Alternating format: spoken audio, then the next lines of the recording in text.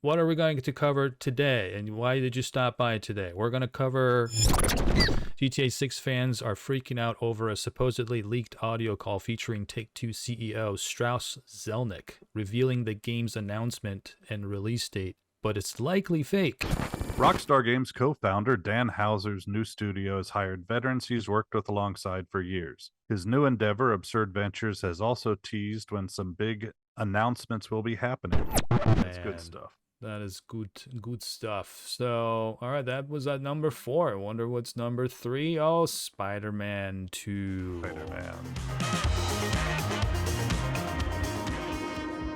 So, welcome to the show, everybody. Everybody, welcome to the show. Here's Bill.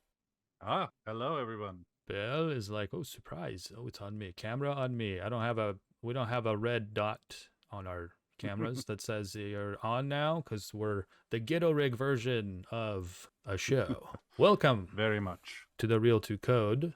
Okay, so what I wanted to do, really preface and get into a couple of things really quickly before we jump in.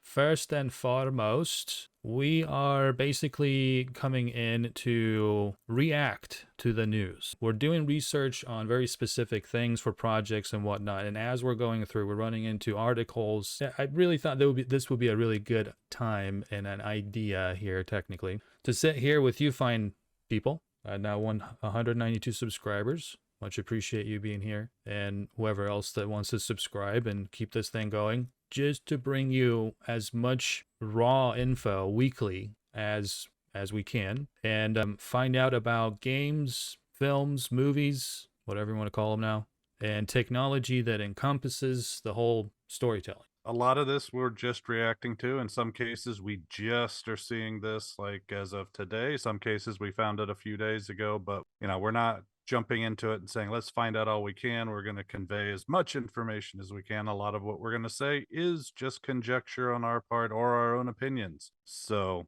but by all means, give us some, feedback or constructive criticism or, information telling us if we were wrong, if we were right, etc. That would be great. Yeah, here to learn and understand how to create better products. Really, we've worked on some really, some of our movies were okay. I think we did at least finish quite a few movies. We've been around the block as producers and in storytelling in general, in video form, digital film form, movie form, whatever you want to call that now. And so what are we going to cover today, and why did you stop by today? We're going to cover a few articles that discuss the leaks and where do these leaks come from. We're going to react to these. I haven't read them fully, so just FYI. And then I know that there was a comment about the leak, that if you know about the leak, what are you doing here? The leaks come from a whole bunch of different places, and they probably aren't real. And we don't know what's going on. So definitely let us know if you know where you think the leaks are coming from and how we can better dial in this info, because these don't seem to be real, just FYI. And then stay tuned for a little bit towards the mid and end of the video. We're going to basically talk about this interesting article here that Bill found. You want to talk about this, Bill, for a second? Yeah, it was a very interesting article I ran across about how one of the co-founders of Rockstar Games started a new studio. And he's hiring some of the GTA, veterans from Rockstar to work with him. So they've made a few announcements that I've seen. Nothing really about games, but they have some scripted podcasts and graphic novels and stuff like that. Mm-hmm. I didn't see anything about games so far, but I know that it says in the article that they're going to be doing video games as well. I mean, and with the talent coming from Rockstar, no doubt that they should be doing some games and interactive content. Yeah, so we'll get into that a little bit later down the road. Stay tuned for that. And then also really briefly going to go over the 10 best video games of 2023 based off of time. And obviously the actual awards are going to be next week on Thursday. So we can't go live at that point. Got other things going on. Wish we could, but we'll get back to it on Friday and discuss what happened and give a report. Okay, so let's get to it. Leaked. GTA 6 call excites players for release date, but it's not real. GTA 6 fans are freaking out over a supposedly leaked audio call featuring Take-Two CEO Strauss Zelnick revealing the game's announcement and release date, but it's likely fake. While this clip definitely got fans excited, especially after it was taken down due to a copyright report, there are a handful of issues with the audio that gives players pause. For one, Zelnick refers to GTA 6 as VI, says the Roman numerals out loud instead of 6. Additionally, this clip could very easily be faked with AI, as many others have suggested. Another key thing to factor in is fiscal 2025 ending in September 2025, so the release date doesn't line up with Zelnick's previous comments. I was going to say, to put it in perspective, he was talking about a release in October 24th, 2025 is what so yeah, it would close it wouldn't make any sense to talk about fiscal 2025 when it ends in September and then release it in October. It's not going to hit their fiscal 2025 then. Yeah, so when it comes to having you think you have a source, and there's, you think that's where the leak is coming from. Now with all this, random crazy madness AI technology, and I don't know, you can fake anything. You could have faked it before AI. Now with AI, it's just so much easier. And if it's, technically speaking, some of the leaked is coming from the AI section, it's just a hot topic trying to get your attention. This is really interesting that after all of this, we kind of we're realizing slowly but surely how the leaks are happening, because you can't just, there's no way, man. Leaks, it's so tight within that environment that for a leak to happen, it's going to be almost nearly impossible. It's a mission impossible. I would look at every single leak and initially just think that it's just really not real. Yeah, and especially considering how vague they're being about the trailer release, saying it's early December, and that's it. Not giving a date, not saying we're going to drop it on December 3rd or anything like that. So that's more like there. If it were a legit audio recording, maybe that would make sense, but it's probably a fake, like you're saying. It's like with all the other AI stuff coming out now and the deep fakes and all that, it's just people, I don't know what they're looking to gain by doing this other than just getting traction on it. Yeah, the GTA 6 will reportedly be more detailed than Red Dead Redemption 2, exceeding the infamous hyper-realistic horse testicles. That is something I didn't know about. The hyper-realistic horse testicles. Yeah, it's safe to say fans are expecting. I zoomed in on it. I was trying to see the details. Yeah, it was in the sun, and then you see veins. You're like, no, that's like horse vein testicles. Testicle veins. That's what I meant. No, I mean, it's just, seriously, it's just detail as I don't know, the details in. But again, the details are one thing, because there are other games that have really amazing detail too. The functionality of Red Dead is a little different, in my opinion, and then the storytelling, obviously. But anyway, a little tangent. Yep, we do that.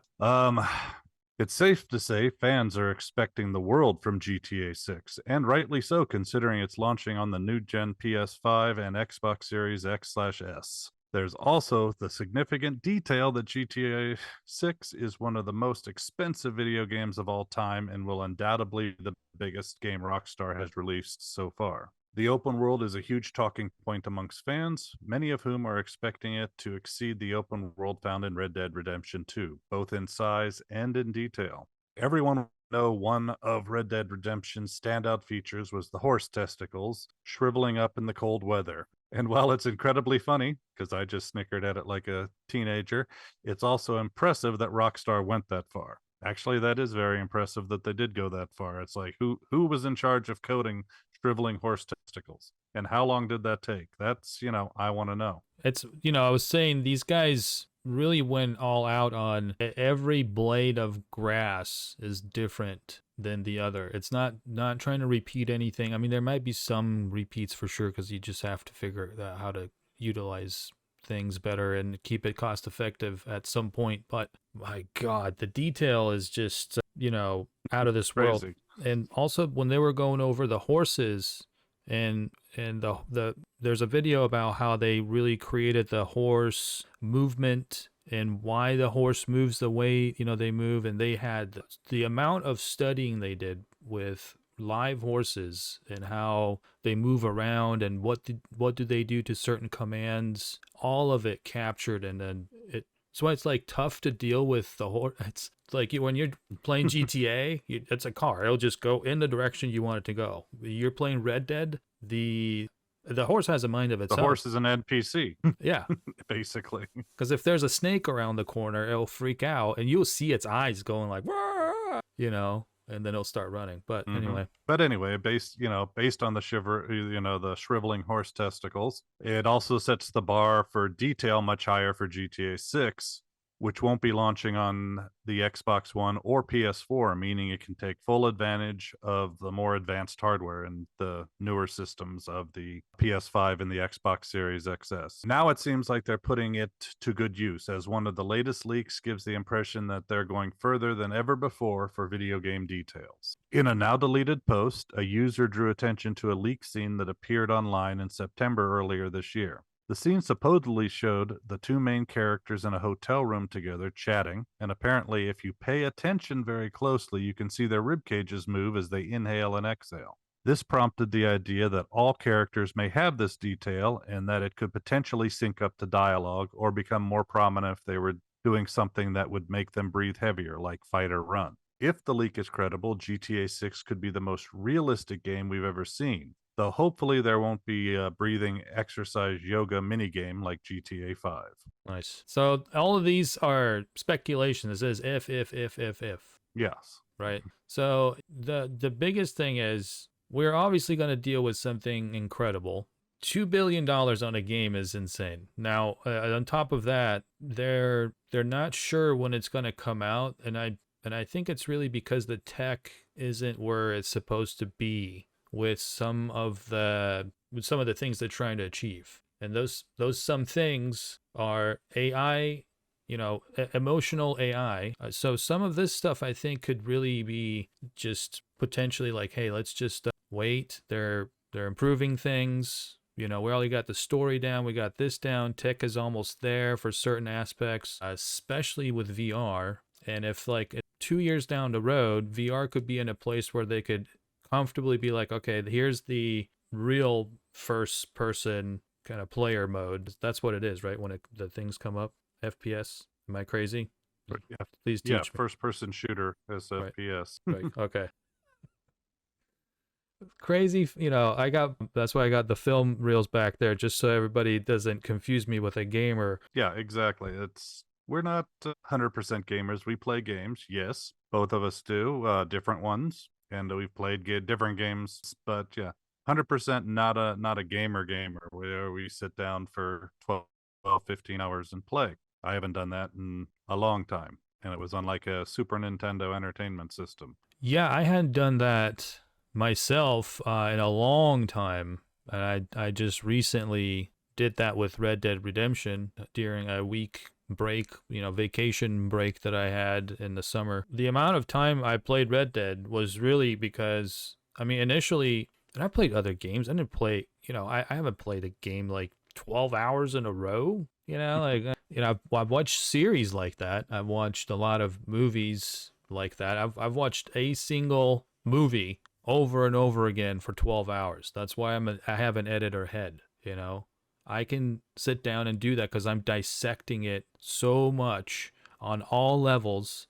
Every time I watch it, I see something new. I take notes, compare it to something else, watch it with the script, whatever. But sit down and play a game for 12 hours? No, I would just, we were just like basically taking breaks and having fun with it, not studying it, not taking it seriously. And then I play Red Dead this summer, and I'm just like, what have we done? Why haven't we been focusing on games? Oh, stupid me. Well, that's, where we live and learn. Well, now we are focusing on games, especially considering they are doing so much like, Red Dead is. And I know there are others out there that have stories behind them. They're like, a huge, massive, world with stories to play through and, interact with instead of just be a passive observer. I'm all into the stories, man. So if the stories aren't, amazing. I'm gonna to me a game is it's just been I don't know kind of in my mind before it was just waste of time. If unless you're just taking a quick break, you come back to it. You know what I mean? You come back to work and then you go back to the game for a second and all that. So now after I played Red Dead and then I started studying it after I played it. The first time I played it, I was just like, what just happened to me? And why did that happen through a game? Then I'm like studying it and going back and then researching and seeing what everybody else went through and how it affected everybody else, what kind of a game I didn't do any of those, and I didn't care to research that beforehand and didn't know what was going on. Then once I did research it, I'm like, oh my God, this game is torn people into shreds emotionally. Yeah. That's just that's badass. Any kind of a filmmaker, I think, would have that dream to really affect their audience in a positive way, obviously, but emotionally get them involved in their story. That's your dream as a team, right? Yeah. You want to hook them, get them in that emotional, you get them emotionally involved in it. It can happen in films. It can happen even in TV shows, but well, it's, I think, going to happen more in these more immersive games now, like Red Dead, possibly, and others where you get, you're doing it yourself. You're first person, you're creating the story. So it's almost like, an extension of yourself. Yeah, it really is, and it is an extension of yourself. It's really interesting how some of these players, some of the streamers, gamers that mention the hero as a we, how we because it's a community thing or like we're playing together as the hero and then they basically say we had a really bad experience that day, didn't we? Like together with it's just we went through like a really intense story that was crazy and I'm hopefully today we won't really run into something crazy like that. It'll be a better it's really interesting how the involvement of you in the story is so insanely high and a lot of people don't see this because they're it's just not about like studying these things and understanding why it works and how it works. It's just it works. What do I care? I'm in it, I'm having fun, let's go. But when you really dive deeper and you really get into what's happening here, why are these games so successful? And way more than the movies themselves. Very, very important. And until Hollywood realizes what the heck is happening, it's going to be too late. Yeah, I'm afraid so, because they're getting stuck in, this has worked for us before mode, not actually trying to do anything different or new or exciting. It's just kind of like let's Yeah. repeat. Right now, it is what it is. Unfortunately, I'm blown away by the power of video games, and another reason why we're sticking on talking about video games quite a bit is because of that. At some point here, want to go live and talk about some movies, go into the history of movies, basically reacting to some fun behind the scenes from back in the day, or even some new stuff. Maybe some new Yes. stuff. We'll see. We'll see. Some of the other ones are fun. Just, that these stories, these movies well. Well, most people do, or some people do. But yeah, it's just fun to see, outtakes and deleted scenes as to what could have been if they put it in, etc. Yeah, I mean, there's like Pulp Fiction. It's nice to just sit down and go watch the behind the scenes of Pulp Fiction, how they all were working together and putting it together. It's fun to see that. And there's, other movies that I absolutely admire. And we can just dive into the storytelling and a little bit more into the crafting of the film itself. But want to keep this a little light and fun too at the same time. The heck was that? Just have some random videos playing in the background right now. This is fun. If you're, by the way, podcast, sorry if I'm not elaborating on everything that's being shown in here. I would, the reason I'm also putting everything on podcast is it's so that if you do happen to want to just listen to this on an audio form, it's there, removing the friction between you and us, if this is interesting to you. And then please come back and watch the video stuff because some of the videos are, this is going to be out of the norm. We're just going off of our own shit. You know what I mean? Exactly. So going on to the next topic here. Rockstar Games co-founder Dan Houser's new studio has hired veterans he's worked with alongside for years. His new endeavor, Absurd Ventures, has also teased when some big announcements will be happening. On top of that, new trademarks have been uncovered, which may have given us the names of upcoming projects. Oh, you'll enjoy this, Naveed. After he created headlines when he left Rockstar Games in March 2020,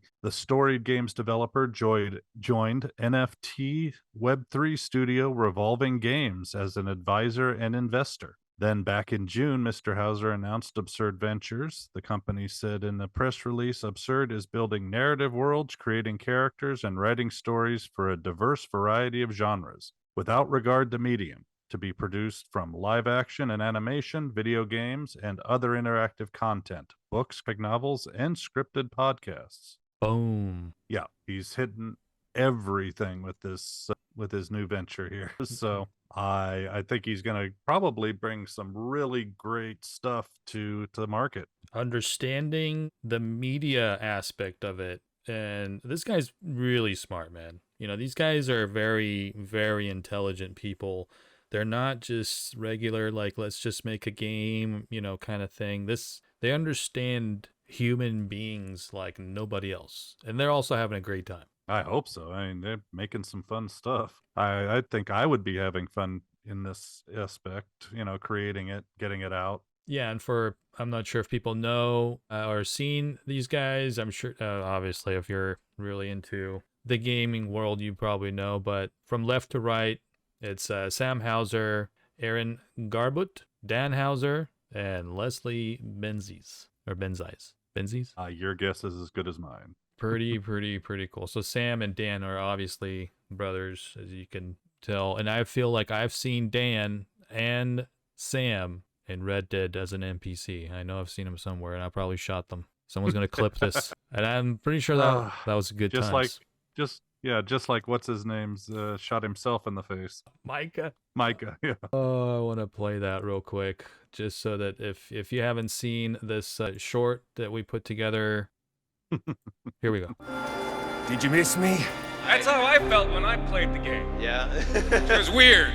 Yeah, no, I shot myself in the face, and then I'm in the bathroom and going, what have I done, you know? Who's Micah? Who's Peter? It wasn't much of a stretch, let me tell you. He's a fucking great actor, man. And the fact that, and he says the kid says it in here too at the end of the video, he's basically like, I absolutely hated your guts, you know. I can't, I just wanted to kill you, man. You know, once I'm on that hill and, you know, we're coming after you, it's like, oh, you know, and he's like, thank you. You know, it's like, oh, that is the mark right there. It's like when you absolutely hate the character, they're doing a really good job. They're doing their job right. They earned their pay. Big time. Specifically draw from any characters. No, all right, let me finish. The fun thing about playing a villain is that there's a tremendous amount of freedom in something like that.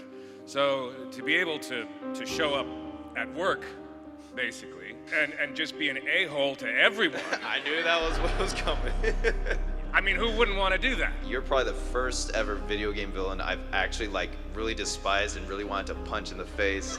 Thank you. When I was on the controller and got up on that hill, I was just like, you. Yeah, didn't yes, you. Didn't we all? That's a fun moment, man, for sure. But yeah, so this is absolutely amazing and interesting. I highly recommend for people to go on here and just check it out themselves, because once there's more info about this, we want to just dive in and talk about this a little bit more in general, maybe on a different episode, maybe on the next episode we come back and go over this more in detail. We could definitely do that, because it does name names of some people from Rockstar, and more intriguingly, they have a CAA agent as their chief operating officer. That's sort of, and that was announced this month that, you know, head of communications for CAA, Wendy Smith, is going to be their chief operating officer. So, I mean, right there, you have the biggest talent agency in the world, somebody from there going to work for these guys. There's another reason why I wanted to do this. It's just kind of like proof where, and it's not just me, I'm sure some people are already like on the same brainwave or wavelength, whatever you want to call that we're all, you know, thinking about the same things. What are we thinking about? Bringing the cinema theater world, somehow combining that with the game world, and really just giving everything you can to the character and the story and making that the focus, whatever area it goes into. And if these guys are putting these ingredients together, I mean, where do you think that's going, you know? I mean, and part of it is like Miss Smith did tell Variety that, they're going to be introducing new IP into the world. I mean, introducing new IP into the world is hard, and games take a long time to produce and are very expensive. Obviously, GTA 6 is $2 billion. But to combat that, they're going to, do a bunch of smaller scale projects in the form of TV shows, podcasts, graphic novels, and you name it. They're going to, spread their risk out instead of, putting all their eggs in one basket. I think it's going to be very successful because, even a moderately successful film, could end up funding, whatever the next game they want to produce is, considering it, obviously, that'll cost considerably more than making a 2.5 hour movie. Yeah, it's a pretty big win-win, I think. The audience gets what they want and the companies get what they need, It's really focusing on both of those at the same time, because you can't really risk too much of this, like, let's go make another game that's going to take 10 years. And then who knows, 10 years, what are the risks then when you're releasing a game, and how do you have to adapt as you go and go about it? But I think Rockstar has already figured a good ingredient for that. And now to, like you were saying, to mitigate the risk and figure out how to also provide some good, valuable content for your audience. Spread the love all across the platforms. You can create film and TV and other multi-platform content and still tie it into a game that you're creating. Yeah, and do it in a smart way. And when you have the game world, let's get more specific here, Naveed. When you have a gaming company, now branching out, and now it has a bunch of platforms that it could distribute its content through, that really takes the company to a whole different scale.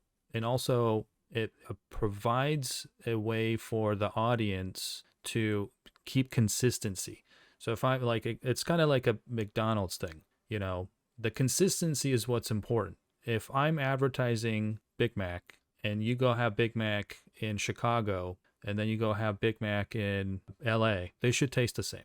It shouldn't be different. That's the concept. So if my character shows up in a game world and it looks, let's say Arthur Morgan is the way he is, and then I see Arthur Morgan in a TV series, and then now it's Brad Pitt playing him. Technically, it could be fine, but I think at that point it's just gonna get a little risque. You have to keep it very consistent. Somehow it has to be so close to each other that I don't lose my sight on where that environment is and who that hero is and where the story is freaking going. And don't repeat the story to me, because I've already been here.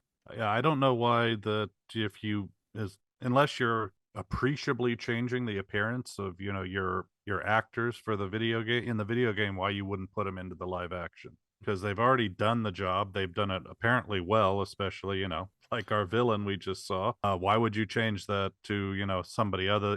Unfortunately, we're making it. Well, sorry to cut you off, but I had a couple of reasons. I just wanted to get directly into that answer. A couple of reasons. One, when you see Roger Clark next to Arthur Morgan, the similarities are there, but there is a big difference between what they've done with Arthur and who Roger is. Roger also doesn't have the body, that they put on Arthur. So there's going to be a lot of makeup work or something that could be done to bring him close to that. But then there's John Marston. Again, it's just a matter of how difficult it's going to be to do that. For me, live action is going to be a hard thing to sell, but if they already have these avatars. They're not avatars. I'm sorry. I didn't want to call them avatars. That's not cool.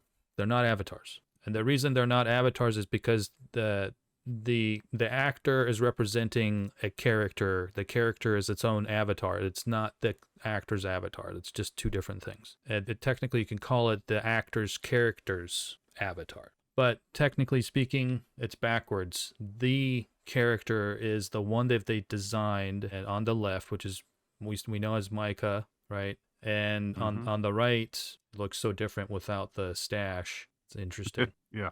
But In the video, he looked pretty much like the character there, except without the long hair, long greasy hair. But yeah, and like I said, if there is an appreciable difference, I understand why changing out the performance capture actor for a different actor out there. But we don't necessarily need, like you pointed out, Brad Pitt doesn't need to play some of these parts, other than if you just want to try and get people into seats, or unless Quentin Tarantino does it, since he likes to work with Brad Pitt, so he'll hire it. Well, this right here, all the cutscenes are a movie on their own. If they basically grab the cutscenes and progress and just move it forward, right? It's moving forward now into a series. Now, Red Dead played, Redemption 2, we're going to go into Red Dead 3. Now, there is a series in between these two, utilizing these exact characters. It's not live action, but it's a lot more like highly refined, defined, designed, better quality, and then more focused into a movie, TV series looking, product. And then that's going to push the story forward for the next one. To me, it's like a trailer for the next game while you're working 10 years to build the next one. Don't need it live action. I would love to just see a regular series of just these guys going through a certain section of the story, and then that's going to lead into the game. Like what? I would love to see that. Maybe that's just me. Oh. No, I think that would be interesting. It definitely could be very interesting in a lot of different games or aspects. Yeah, she doesn't look quite as rough and ready as her character. I mean, that could be, yeah, it's, again, a live action version of it is going to be difficult to figure that out. But if they just come in there, and there's just another thing, this could be done so much faster and so much easier and so much more efficiently because they're already used to playing performance capture. They go through that for the show, and they can shoot an entire episode in a week or less, because all they have to do is get into the studio. There's no lighting set. The camera's everywhere. There's no setup. It's just go. So with that being said, let's move into the 10 best video games of 2023. All right, let's see what it says over here. I just saw SAG, and I'm like now curious. I was talking about SAG authorizing a strike for the video game actors or actors in the video game industry as part of their efforts to ensure fair wages and manage the impact of rampant rise of AI. Oh yeah, and that's one thing I wanted to bring up is I totally thought that there was no strike for the gaming industry, but there is. So I was wrong. So this says, despite the release of so many high-profile games, layoffs rocked the industry. Wow. This is so interesting because you're looking at such a highly profitable, the amount of revenue games bring in compared to music and movies combined. It's just kind of mind-boggling that they're still trying to figure this part of it out, Yeah, it's gonna net itself out probably like the movie industry did, originally, where there were a lot of studios, and now it's down to you've got indie and you've got like the 4 or 5 major studios, and they're trying to control everything. Well, but it was also interesting that Microsoft bought Activision Blizzard for a little sum of $68.7 billion, which is, of course, the biggest monetary acquisition in video game history. Chump change for Microsoft. In all likelihood. But it gives Microsoft ownership of Call of Duty, World of Warcraft, StarCraft, Diablo, and Candy Crush. Another revenue turner for Microsoft, no doubt. Granted, I know they've dropped like Warcraft dropped off from its huge amounts of people that used to play it. So I don't know how many are online now, but it's probably not what it was 10 years ago even. It'll be interesting. I know I've seen things pop up for them where they're giving little prizes each every quarter or something like that now, since it's been part of Microsoft.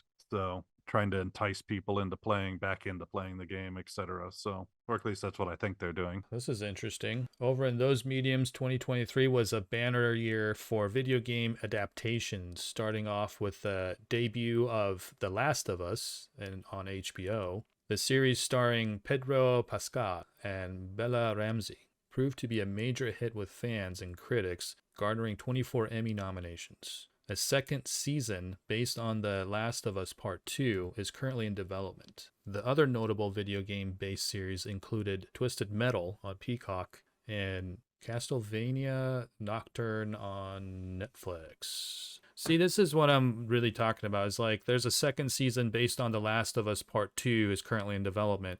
Why isn't there a second season based on the moving on from, let's go to the next part of it? Is it just because do we just have a whole load of people that don't play games and that's what HBO's catering to, so they go create The Last of Us Part 2 to cater to them instead of pushing the story forward? Or what's the reason? Well, correct me if I'm wrong. Isn't Last of Us sort of like a, end of the world or zombie type thing? Or am I way off base on that? I haven't watched The Last of Us and I don't know the game, unfortunately. Experience the emotional storytelling and unforgettable characters in The Last of Us, winner of 200 Game of the Year awards. Very positive as far as reviews go, but overall mixed reviews. It's not technically like a zombie thing, at least from what I'm reading here. That you have to defend against hostile humans, cannibalistic creatures infected with a mutant strain of cordyceps fungus, and so it's kind of like that. But I think they might have picked it up more as something to see if it would be as popular as Walking Dead or something like that. It's just slightly different. The one thing about this game also is it's the cinematic aspects of it, in the very film oriented style. Not all games do that. Obviously, there are some games that are just standalone. They look very different than a series does or a movie does in general. Like Sim City. You know what I mean? That's not cinematic. It's a fun game. It's still different. Or Zelda. Zelda, at least the latest version of Zelda, has some cinematic aspects to it. Oh, okay, that's interesting. I didn't know that. It's really just using that cinematic aspect to tell a story. I am blown away by the extent of how these cinematic elements are creeping their way into these games more and more and more and more and more. The amount that it got into Red Dead was just mind-boggling to me, because I didn't know that was going to happen at all. I was just expecting to get in the game and shoot some stuff and have fun, but then I found myself in a really interesting story. Yes, absolutely. Now at number 10, speaking of all that game stuff, is Dredge. Never played it. Have you played it? Never even heard of it until just now. Let's see what Dredge is real quick. Okay, a fishing game. As number 10, Dredge. Interesting. Very, very interesting. It looks pretty cool. A lot of these, unfortunately, would not capture my attention, but it looks interesting. I mean, it looks like it's like a phone game to me, but I might be wrong. These games, I don't play these. Nothing wrong with the game. I mean, I just don't find them interesting myself either to play them. So. And I was wrong. It's on PlayStation 4, PlayStation 5, Xbox One, Xbox XS, and Nintendo Switch and PC. So. Wow. So here's a quick screenshot about the game and what's going on with it. So interesting. And then number 9 is Diablo 4. 4. Yep. And I've heard a lot about Diablo, actually, and a lot of streamers I know play Diablo. Really interesting game, it seems like, but it's not my cup of tea. Again, it's just one of those games where you just have to really love these kind of games, I'm not sure why. Yeah, I mean, my nephew loves Diablo. He's played all the versions, so it's definitely that's up his alley. So there's definitely an audience out there. So, and it says Diablo 4 is one of the strongest and bloodiest. So at the very end of the article. So that's interesting. I said, and then at number 8, we have Star Wars Jedi Survivor. Right. So this is the sequel to Jedi Fallen Order. Picks up 5 years after the events of the first game. So if you played the first game, it might be interesting. If you haven't, maybe you could still pick up there and still play. It looks like it's available on all platforms as well. I would love to just dive in and study the heck out of the Star Wars, game and series. at some point, but I think it might just be too much work. Lost cause. Would rather just focus on other games and just other, IPs really at this point. Yeah, I mean, yeah, and Star Wars itself, I think it's getting a little overdone. Some good, some just dreadful. So, but Disney's flogging it to death, trying to make as much money off of it as they can. So then, in at number 7 is Super Mario Brothers Wonder. This one I've actually heard of, although I haven't played it. I considered getting it, but I have not gone there yet And what is this because I like mostly on? playing Super Mario. I like playing the old ones. What is this mostly on? Is it just Nintendo Switch, basically? Switch. Yeah. It's only available on the Switch, so you have to have a Switch and to be able to play it. That's the way, unfortunately all Nintendo stuff is. I don't think they have a PC version. PC option available, Yeah, that's at a least not shame. for that Mario one. It would be great if they did. I'll definitely play this here and there because growing up with Mario and I played Mario Brothers and I remember finding a cheat path to get to the last 3 stages. It's basically like you go up on top of the roof and you go all the way down. It drops into 3 options and it'll go to level 7, 8, or 9. And it was like level 9 was the last one, so you go straight to 9 and then you finish the game. And it was like mind-boggling for a kid, And no, actually I really enjoyed playing most of the Mario games. So this one might be fun. Yeah, that looks fun. All right, now number 6 we got Dead Space remake. I've not heard of it. You? I've heard of Dead Space before. I don't know any details on it. Looks pretty cool.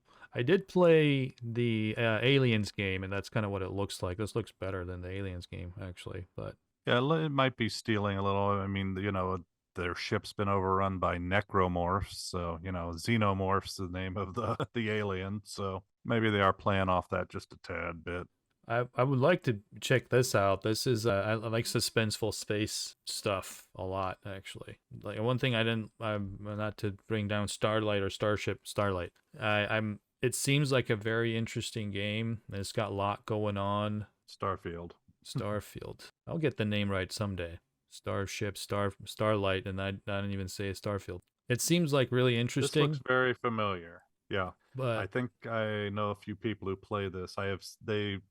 Periodically they put up videos of their gameplay. So, and this just came out September 2023. So that's why it's going all over the place. A lot of streamers have started to play this. One thing I've learned from what they're saying is like it could get boring as heck when you get to certain planets. There's like not much going on, but there's also a lot going on. So I don't know. I'm sure this game is pretty epic, but I keep messing up the name, so I wanted to bring it up. It looks pretty cool. definitely it does. So that was number 6. And number 5, Resident Evil 4 remake. I played number 4, original one. I actually have it right here. Bring it up. And so it took me 32 hours to finish this game.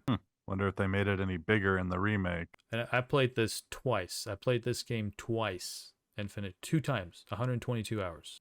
Got God of War, haven't played it yet. Assassin's Creed Valhalla. Assassin's Creed. Haven't played it yet. I've played 4 different Assassin's Creed games. I've finished all 4. Last one being Odyssey, and I think Odyssey was the one before this one. I finished that to a crazy degree. But that was on Xbox, so I don't have a track of how many hours I played that at all. That was probably around 200 hours, same as this one. And I played this game to 100%. I was just trying to finish the whole game to 100%, and that took 200 hours. And last time I played was August, right before I played Red Dead. Yeah, that's right. I remember that now. Yes, you were talking about Batman. And then Red Dead Redemption, 1,098 hours. So I keep wanting to bring that up. It's not really, it's just my crazy editing head. That's just all, those hours are just sitting there like, well, okay, what happened here? Oh, record this. Maybe we can turn this into a short. Here's an idea. Write this down for the pitch deck. I mean, just the amount of stuff you get from it is amazing. Now back to Resident Evil 4. This I heard is amazing, the remake. And that's why I think it's sitting at number 5. And I really, really would like to play this because the first one was cool, but it's just really old. It's just... Yeah, it's definitely an old gameplay now.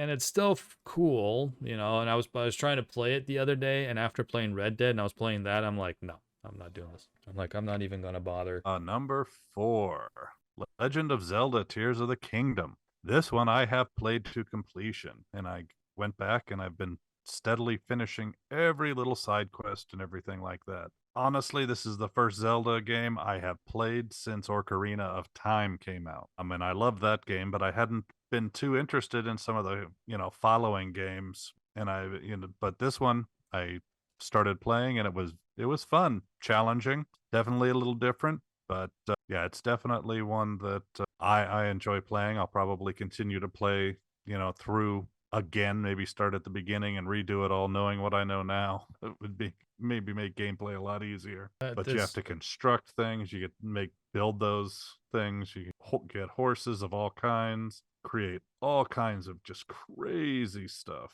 That looks cool. That looks really fun. I love the characters design and everything. I've never played these new Zelda. I've played the very old one. Oh my god, how old was the one I played? I don't even remember. Well, if it's that little, pixel one from the good old days, That's the one. It's been a bit. That's the one. That's the one I played. That's the one I remember. So since then I have not played these. I mean, if this was the one you're talking about, a cinematic aspect, I can see what you're talking. Yeah, it has, it's story building. You have to unlock the cinematic plays, but it does have that. So you have to go through and do different things to get the back history, know what happened, and at different times and stuff. So it's a very interesting thing, and you collect them all, and you can go back and watch them again if you want to, or watch them in order if you did collect them in order type thing. So definitely amusing, and definitely got my attention.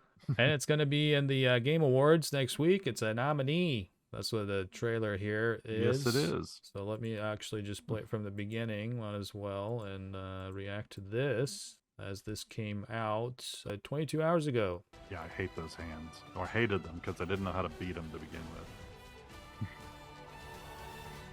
with. Fuck yeah, man. That's good stuff.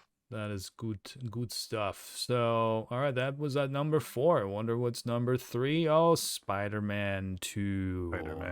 Spider-Man 2. Spider-Man, interestingly, has been one of the top characters, in this superhero world for a long time, man. I mean, I don't know if people know how long this thing has been going on, but it's one of the longest. Let's look that up because I'm actually curious. Spider-Man story. As a quick Google. And Spider-Man's first story in Marvel's Comics Amazing Fantasy, number 15, 1962. 1962. Nice, Stanley. our buddy Stanley, so freaking cool, man.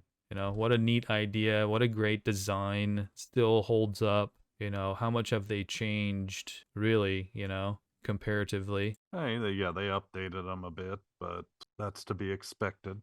Very close still, very close. I mean, it's just, Superman's changed even more than Spider-Man has. Same with Batman, and specifically, oh my God, Batman looked very different. Very different. But this one's holding up the test of time, man. This is amazing. This is something I actually should, so I can, I have gone through some of the movies already. I've watched those just for fun. I haven't watched the recent one. And and study a little bit more about what's going on with the audience of Spider-Man and how much they're into it potentially. One game that I think is just missing out of all these, and it should really become an amazing game, and I don't know if it is a game, maybe we should look that up right now, is Harry Potter. Where's Harry Potter? I bet it's on the list somewhere, or maybe not. No, it didn't make the list. That's interesting. So, because Harry Potter's not on the list of top 10 from here. But Hogwarts Legacy is has been one of the big games this year. So that's where it's at. That makes sense, because this is a huge world. I think this could be potentially way bigger than Star Wars if it's really worked correctly. we're all wizards in a way, mythologically speaking. This is a huge element because we're wizards. I strongly believe in that. You're a wizard, Harry. So Spider-Man was number 3, and number 2 is Baldur's Gate 3. Apparently, this is the third entry into the Baldur's Gate franchise. So, based on Dungeons and Dragons, Baldur's Gate 3 is set in an open world of Forgotten Realms. I've never played Dungeons and Dragons, so I don't know a whole lot about it. I mean, other than it was basically, just a role-playing game before, and now they've done video games around it and stuff like that, as well as movies. wow, that looks crazy. Yeah, it's got some good graphics in it, that's for sure. But that looks really really interesting. So this is played solo or multiplayer, allowing the player to toggle between the two. If you want to start the game solo and then join friends for a particular mission, Baldur's Gate 3 allows for that back and forth experience. That is something to really check into, because I'm very very big on figuring out how to, as you're playing, if your friend hits you up, it's like, what are you doing? Like, hey, I'm playing Baldur's 3. I was about to do this. Like, oh, let me join. I can come help. Or, I wanted to play that mission too, and like, let's play it together. Like, how can you really do that unless it's somehow, bring a whole family in sometimes. And that brings us to numero uno. Is Alan Wake 2. I know nothing of Alan Wake or Alan Wake 2. So, some believed it would never happen, but after 13 years, the cult game Alan Wake finally has a proper follow-up, and it's a doozy. More than just another video game, Alan Wake 2 is a celebration of art infused with meta-narratives, musical numbers, connections to Remedy games, Control and Quantum Break, and a frightening and elegant examination of writing and what it means to put your words out in the world. And if all of that wasn't enough, it's also one of the most terrifying survival horror games of the last decade, and particularly begs you to keep the lights on. The game is divided between two protagonists and their journey. The first is an FBI agent, Saga Anderson, who is drawn to a small town of Bright Falls, Washington, to investigate a mysterious cult with ties to Wake's novel. The second is Alan Wake, as he tries to free himself from the seemingly endless loop of the dark place that he's been trapped in for those 13 years. Eventually, their two narratives converge, and their seemingly separate journeys are revealed to be more enmeshed than either of them thought. Both protagonists are forced to question their reality. For Anderson, it's through her detective skills and case files, the evidence of which is collected throughout the game by exploring and interacting with various residents of Bright Falls. And for Wake, it's through his ability to change the reality of the dark place and the world outside of it through his writing. While both characters carry with more than just a handgun and a flashlight this time around, the player is never made to feel comfortable or well equipped. Alan Wake 2 is a complex yet rewarding narrative, as it's customary for a game's director and lead writer Sam Lake. And it's a game worth revisiting to discover additional clues and connections. Just remember to stay in the light. And this one is across all platforms except for Nintendo. This is why I don't really like to go into horror genre. Like, I like suspense, I like thrillers, mystery. When you get into horror also is very broad. There's a lot of different ways that you can explain a horror story or tell a horror story. And what horror really stands for is an out of this worldly element that is technically terrifying in your story. That's what horror is, a horror genre. Out of this worldly element. So if you don't have an out of this worldly element, technically you don't have a horror story. It will be a thriller, or it will be a suspense, or stuff like that. It got into a little educational part. I don't know why, but I just wanted to preface that into that. Why horror is working is because of the suspense and thriller and the anticipation aspects of them. Most horrors that are really gory and stuff like that are so niche, they don't work very well. And this is a testament to that. This is why a game that could really be a Hitchcockian kind of a approach. I've yet to play it, but I just watched a little bit of the playthrough, and I already know this is very Hitchcockian kind of an approach to telling a story. Anticipation, constantly what's around the corner, and it wins. Numero uno. And maybe rightly so. I'll have to see if I can check it out at some point. That was number 1, and we are going to come back next week with some more updates on what's going on with GTA 6, because I'm sure there's going to be some more updates, and we will dive a little bit more into on what are our buddies doing at the Absurd Ventures, you know, maybe see if there's anything going on there, and we're going to start going live soon. I don't know how many of you would like to show up and check out what we're doing, but want to figure out some good times. One, I'm going to go live and playing GTA 5 so you can see my reactions and make fun of me, because I'm sure that's going to be freaking hilarious. I'll tune in just for that. I'm going to react to the crazy shit that so you guys are going to see me walking into Trevor Phillips, you know, doing his thing, and just I'm going to go through the entire missions and the whole story. That's the whole purpose of it. I'm going to finish the story, and then also Bill and I will probably hop up here every once in a while to do some behind the scenes for movies and all that, and keep it going. And as usual, if you have any suggestions, comments, constructive criticism, and all that good stuff, please let me know. Let us know in the comments. Would appreciate it. And if you found this episode valuable, please like, share, and subscribe. It means a lot. So we want to keep this thing going as we grow into our own projects and hopefully showcase them here. Then, with all that said, Bell? Well, I guess it's goodbye for now, and we'll see you next week. Look forward to hearing what you've got to say. If you liked it, please let us know. If you didn't, please let us know. Bada bing, bada boom. And thanks again for watching. Catch you next time.